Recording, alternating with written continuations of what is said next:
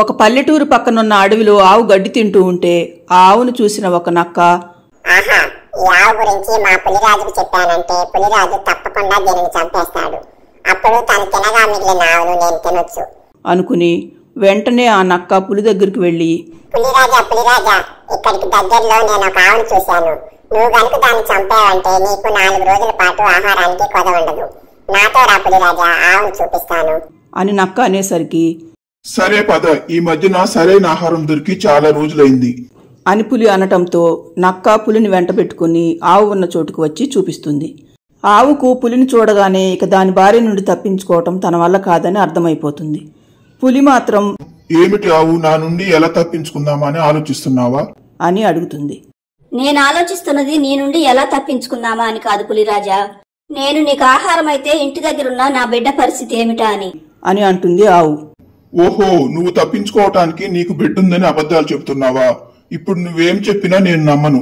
ఈ రోజు నిన్ను చంపి తినాల్సిందే అని పులి అంటుండగా అచ్చం ఆవులాగానే ఉన్న మరొక ఆవు అక్కడికి వస్తుంది.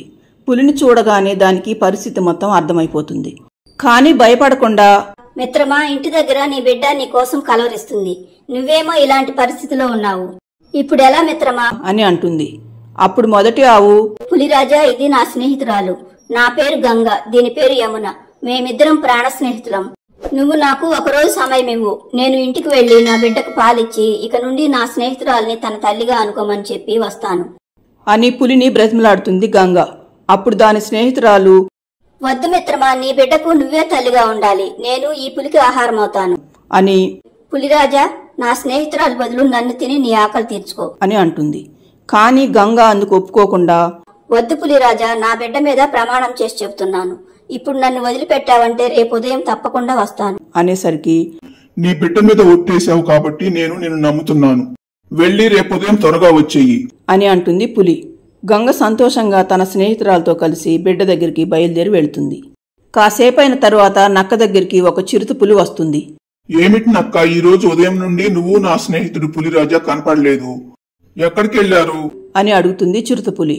మా పులిరాజు రేపటి నుండి 4 రోజుల పాటు ఒక ఆవుతో విందు చేసుకోబోతున్నాడు. అందులో కొంత నాకు కూడా ఇస్తాడులే అని ఉదయం ఆవు కనపడిన దగ్గర నుండి జరిగిన విషయం మొత్తం చిరుతపులితో చెబుతుంది నక్క. నీకు ఆవు కనపడగానే నాకెందుకు చెప్పలేదు అని నక్క మీద కోపంగా అరుస్తుంది చిరుతపులి. అది కాదు చిత్తమామ, దగ్గరలో ఆ పులిరాజు ఉండేసరికి తనకే చెప్పాను.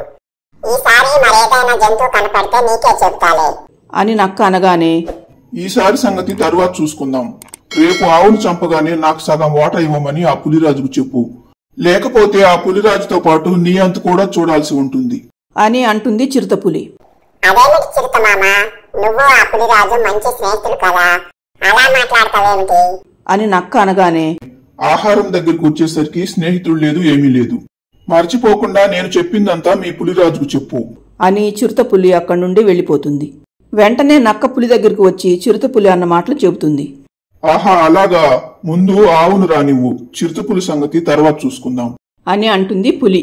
మరుసటి రోజు ఆవు చెప్పిన దానికంటే ముందుగానే వచ్చి పులి ముందు నిలబడి, పులిరాజా, నేను నీకిచ్చిన మాట ప్రకారం వచ్చాను. ఇక నన్ను చంపి తినటం నీ వంతు అని అనగానే, నువ్వు నాకు చెప్పిన దానికంటే ముందుగానే వచ్చావే అని పులి ఆవు మీదకి దూకి చంపబోయే సమయానికి, ఆగు పులిరాజా, నువ్వు చంపాల్సింది తనను కాదు, నన్ను. ఎందుకంటే అది నా స్నేహితురాలు యమున. నీకు మాటిచ్చింది నేను. నా పేరు గంగ అని మరొక ఆవు వచ్చేసరికి పులి అయోమయంలో పడుతుంది. కాదు పులిరాజా, నేనే గంగను, తను యమున అని మొదటి వచ్చిన ఆవు అంటుంది. ఇంతకు మీలో నాకు మాటిచ్చింది ఎవరో చెప్పండి అని కోపంగా అంటుంది పులి. అప్పుడు రెండవసారి వచ్చిన ఆవు మొదటి వచ్చిన ఆవుతో, చూడు యమున, నేను నిన్న నా బిడ్డ మీద ప్రమాణం చేసి ఈ రోజు పులి దగ్గరికి వస్తానని చెప్పాను. ఇప్పుడు నువ్వే గంగవని అదే నా బిడ్డ మీద ప్రమాణం చేసి చెప్పు. ఇప్పుడే నేను వెళ్ళిపోతాను అనగానే, నన్ను క్షమించు గంగా. మీ తల్లి బిడ్డలు దూరం అవటం చూడలేక నేను నీకంటే ముందుగా వచ్చాను. కానీ నీ బిడ్డ మీద ప్రమాణం చేయమంటే మాత్రం నా వల్ల కాదు అని తల వంచుకొని నిలబడుతుంది యమున. ఇప్పుడు అర్థమైంది కదా పులిరాజా, వెంటనే ఆలస్యం చేయకుండా నన్ను చంపి తినేయండి అని పులితో అంటుంది గంగ. అప్పుడు పులి, షబాస్, మీ ఇద్దరు స్నేహం చూస్తుంటే ముచ్చటేస్తుంది. నా ఆహారంలో వాటా ఇవ్వకుంటేనే నా అంతు చూస్తానన్నాడు నా స్నేహితుడు. మీరు మాత్రం ఒకరి కోసం ఒకరు ప్రాణం ఇవ్వటానికి కూడా పోటీ పడుతున్నారు. నిజమైన స్నేహితులంటే మీరే. మిమ్మల్ని చూసి నేను నా స్నేహితుడు సిగ్గుపడాలి. నేను మీలో ఎవరినీ చంపను. మీరిద్దరూ ఇక్కడి నుండి వెళ్లిపోయి మీ బిడ్డతో సుఖంగా ఉండండి. మాలాంటి వాళ్ళుండే ఇటువైపుకు మాత్రం ఇంకెప్పుడు రాకండి అని అంటుంది పులి. ఇదంతా దూరం నుండి చూస్తున్న చిరుత పులి తన స్నేహితుడు చెప్పింది అక్షరాల నిజమనుకుని అక్కడి నుండి వెళ్ళిపోతుంది. తరువాత ఆవులు రెండు తమ ఇంటికి సంతోషంగా బయలుదేరి వెళ్తాయి.